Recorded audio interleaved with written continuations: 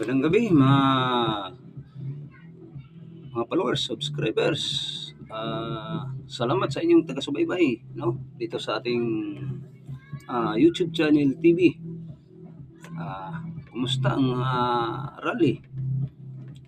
Nag-success, di ba?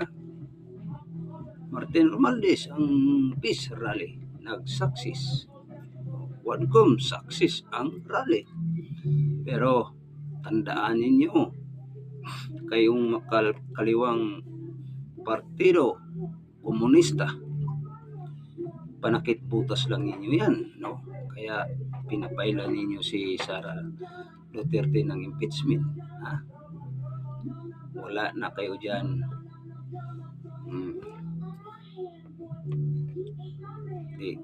Anong nangyari sa inyo?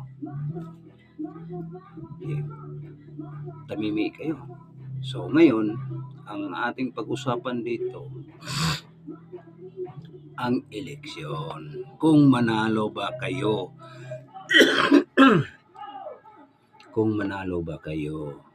Yun ang tanong ng taong bayan. Kasi ang taong bayan mo'y nagsabi, nagka-isa na. Tuloy, Sara Duterte. Sara Duterte, shout out sa inyong family. Digong Duterte, Rua, shout out. Patuloy ang nasimulan, no? Kaya kahit ganito lang ating mga pag-vlog, maiksi lang mga kababayan, at least nakaparating ang ating mga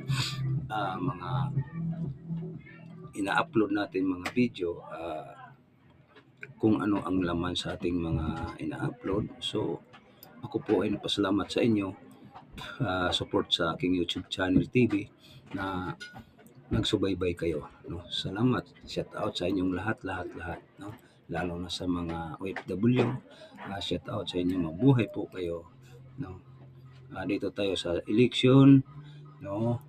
Ang pangyayari, malapit na ang ganap ng eleksyon sa mga senador.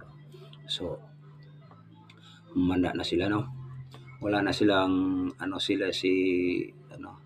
brusas, no? Mga kabilang partido, no? Mga CPP, NP, NDF, no? So kaya sila gusto nilang patalsikin si Sara Duterte, hindi nila kaya. Kaya ang taong bayan may walang kasalanan si Sara Duterte.